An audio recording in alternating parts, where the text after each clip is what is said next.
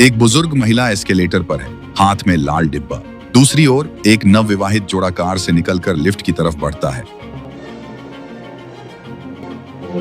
अभी Carlos lift के अपनी मंजिल पर पहुंचने का इंतजार कर रहा है। अपार्टमेंट में जाते ही उसका भाई मिलता है। कार्लोस पूछता है कि क्या हुआ, लेकिन उसका भाई नहीं समझा पाता और बार बार कहता है कि उसने कुछ नहीं किया। भाई, जो हकलाते हुए बोलते हैं, अत्यधिक चिंतित हैं। कार्लोस लगातार स्थिति के बारे में पूछते रहते हैं और भाई बार बार माफी मांगते रहते हैं, जिससे कार्लोस उलझन में पड़ जाते हैं। कार्लोस कहता है कि वह नाराज नहीं होगा क्योंकि आज जश्न का दिन है, उसे पैसे मिल गए हैं और अब उन्हें पहले की तरह नहीं जीना होगा।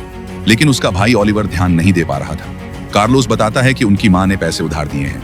ओलिवर कुछ देर घबराना रोकता है और भाई की बात समझने की कोशिश करता है। फिर वह टहलने लगता है और बार बार माफी मांगता है, सोचते हुए कि कुछ गलत किया है। इससे पहले कि कार्लोस कुछ समझे, एक और आदमी आता है और कहता है कि वह जासूस है। वह बंदूक निकालता है और बताता है कि ओलिवर ने कुछ गंभीर बात कबूल की है।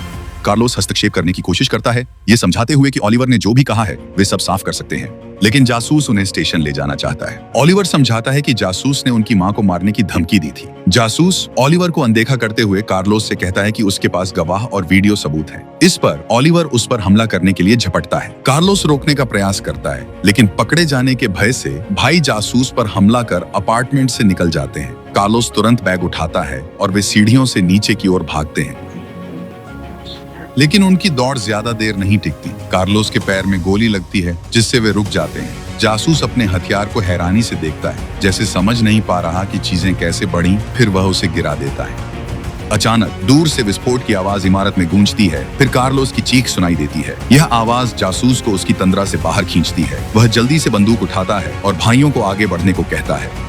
जब वे भूतल पर पहुंचते हैं तो जासूस को और सीढ़ियां नीचे जाती दिखती है। चिढ़कर और भ्रमित होकर वह बड़बड़ाता है कि इमारत की बनावट कितनी अजीब है और नीचे उतरता रहता है। वह चलते चलते मंजिलें गिनता है, 9, 8, 7। फिर अचानक से पुनः 9 पर लौट आते हैं। चाहे जितनी भी दूर चले जाएं, ऐसा प्रतीत होता है कि कोई अंत नहीं है। कार्लोस सोचता है कि क्या गोली का घाव उसे मतिभ्रम करवा रहा है। इस बीच जासूस मार्को चिंतित हो जाता है। उसे लगता है कि भाइयों ने उसे कोई नशीला पदार्थ दिया होगा। तंग आकर वह उन्हें रुकने का आदेश देता है और खुद सीढ़ियों से नीचे भागता है। लेकिन जब वह लौटता है तो देखता है कि भाई वहीं खड़े हैं जहां उसने छोड़ा था। उसे एहसास होता है कि कुछ गड़बड़ है, वे चक्र में फंसे हैं। जैसे जैसे स्थिति की गंभीरता समझ में आती है, ओलिवर उनके चारों ओर की अजीब वास्तविकता और कार्लोस को तेजी से खून की कमी से कमजोर होते देखकर अभिभूत हो जाता है। वह जबरदस्ती लिफ्ट खोलने की कोशिश करता है, लेकिन कोई फायदा नहीं होता और वह और भी निराश हो जाता है। अंत में मार्को थककर पूछता है कि क्या हो रहा है, लेकिन किसी के पास भी कोई समाधान नहीं है। मार्को सीढ़ियों से चाबी फेंकता है और वे उसकी आवाज का इंतजार करते हैं, लेकिन चाबी ऊपर से गिरती है। इससे मार्को और घबरा जाता है और बंदूक निकालकर भाइयों से पूछता है कि उन्होंने उसे किस में फंसा दिया है। ओलिवर समझाता है कि वे भी उसकी तरह फंसे हुए हैं और मदद के लिए चिल्लाने लगता है। फिर वह कार्लोस के पास बैठ जाता है, लेकिन वे शांतिपूर्ण बातचीत नहीं कर पाते क्योंकि दोनों इस स्थिति और कार्लोस की चोट से हिल गए हैं। मार्को वेंडिंग मशीन तोड़कर पानी निकालता है। ओलिवर फुर्ती से पानी छीनकर कार्लोस के घाव साफ करता है।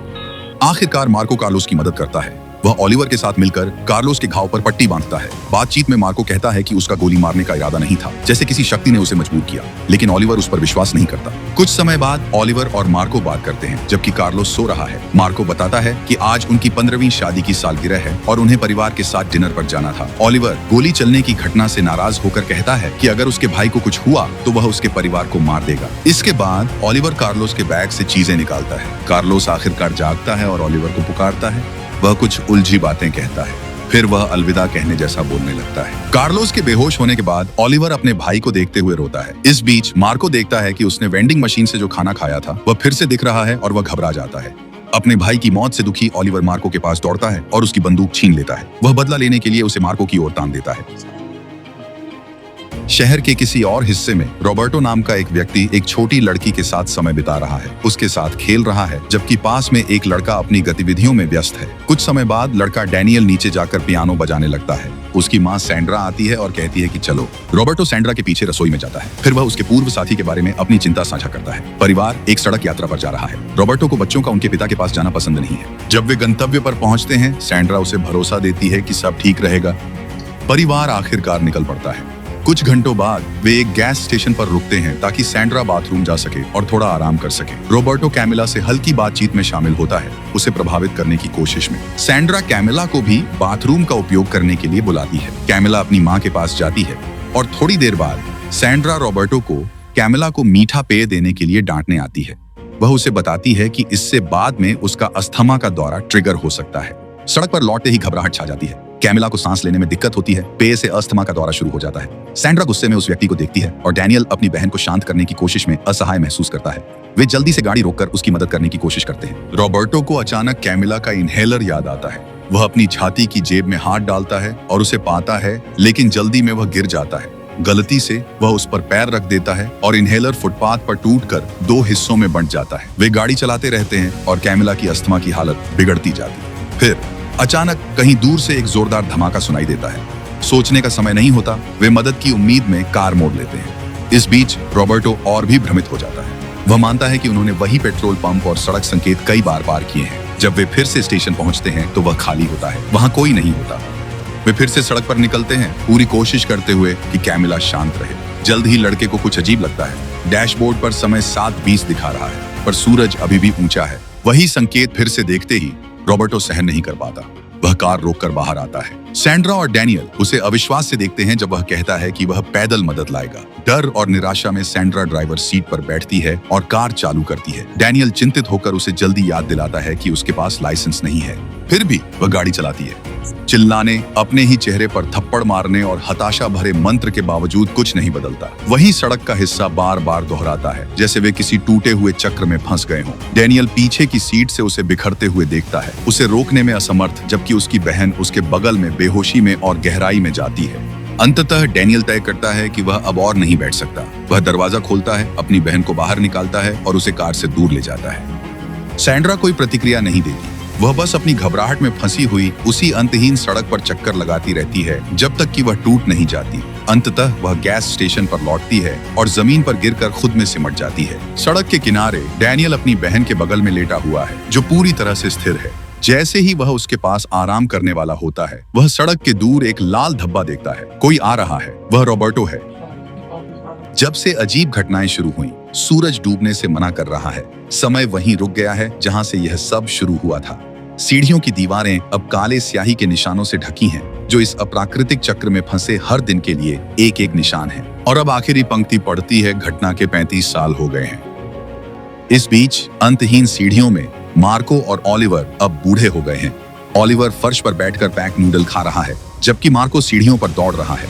ओलिवर अब ठीक उम्र के हैं, पर मार्को चल नहीं सकता। वह सीढ़ियों पर रेंगता है। उन्होंने सीढ़ियों को घर बना लिया है। एक मंजिल सामान रखने के लिए है।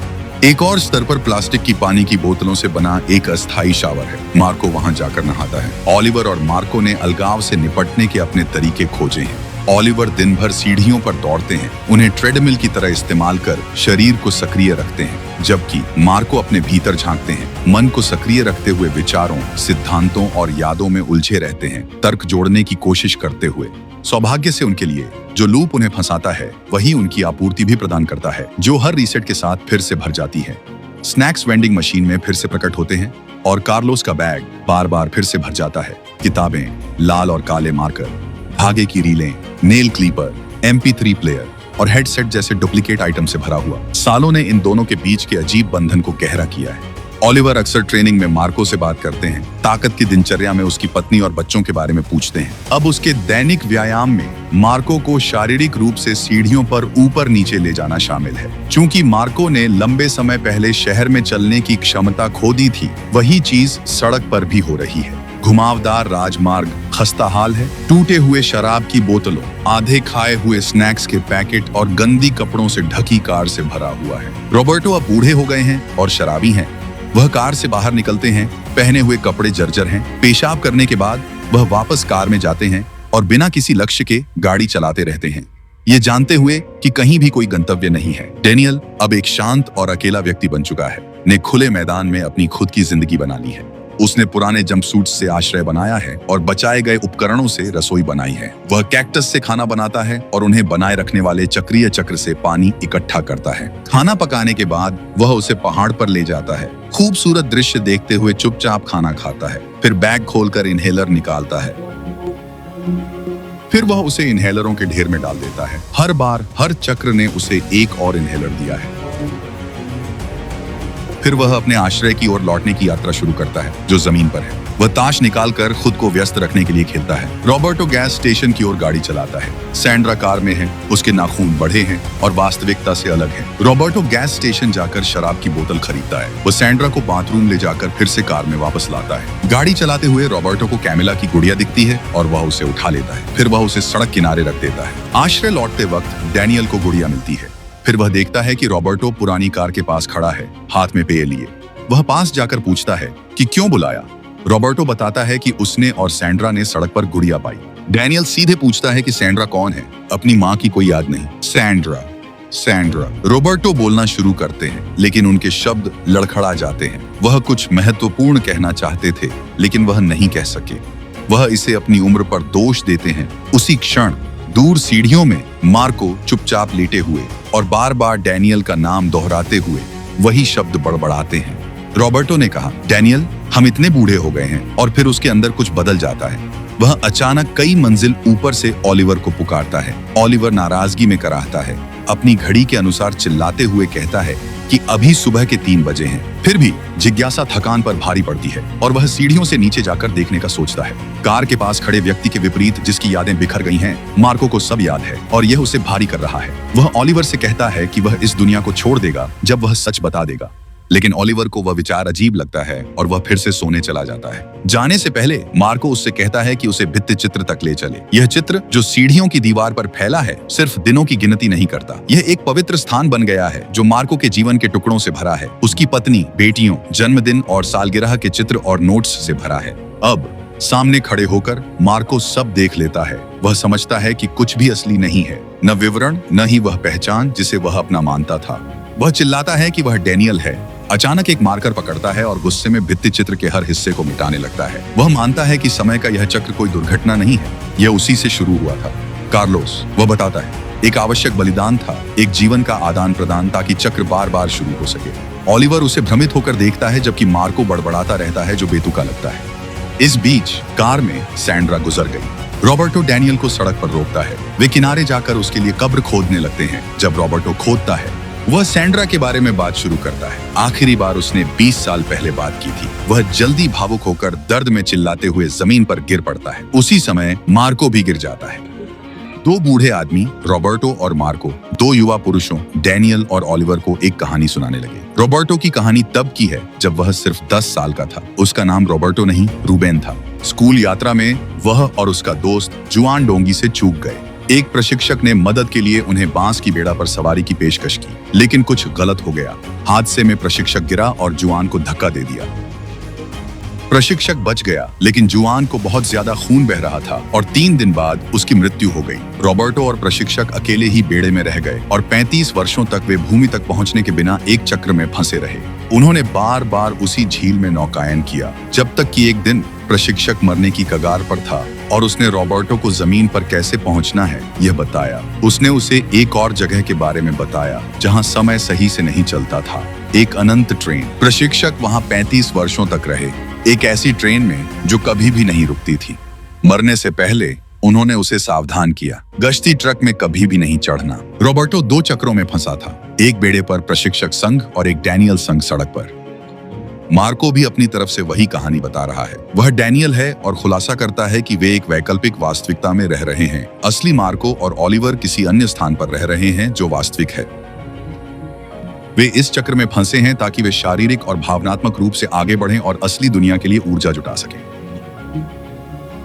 जब वह अजीब या दुखद घटनाओं में फंसता है तो वही बातें बड़बड़ाता है। युवा लोग बुजुर्गों की तुलना में जल्दी सामना कर लेते हैं, वे जल्दी समायोजित होते हैं और आगे बढ़ने के तरीके खोज लेते हैं। इसके विपरीत वर्षों की यादों और पछतावों के साथ बुजुर्ग गहराई से संघर्ष करते हैं। यह असली जीवन को भी दर्शाता है। युवावस्था अक्सर अधिक खुशी और अवसर लाती है, जबकि उम्र बढ़ने पर बोझ और नुकसान बढ़ सकता है। दोनों पुरुष चेतावनी देते हैं कि वे कौन हैं, इसे लिखें, कभी भी गश्ती कार में न जाएं और कभी भी लिफ्ट में न जाएं।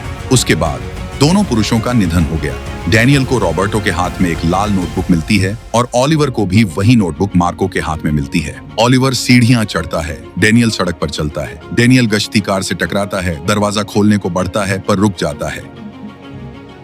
दोनों व्यक्ति अपनी जिंदगी जीते रहते हैं। डैनियल ने अपनी शरण स्थली जला दी और आखिरकार गश्ती कार में बैठने का निर्णय लिया।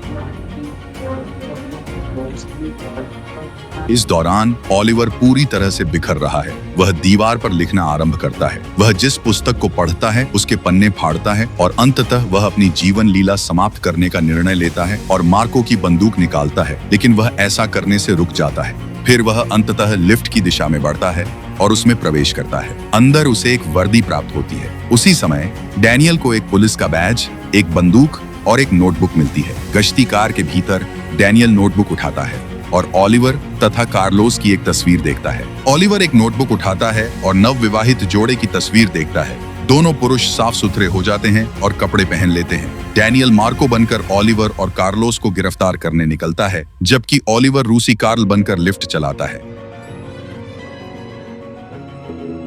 लिफ्ट में नवविवाहित जोड़ा आता है। ओलिवर पीछे जाता है और मधुमक्खी छोड़ता है। मधुमक्खी आदमी को काटती है। दुल्हन पति की मदद के लिए दौड़ती है क्योंकि उसे मधुमक्खियों से एलर्जी है। लेकिन अचानक एक बड़ा विस्फोट होता है।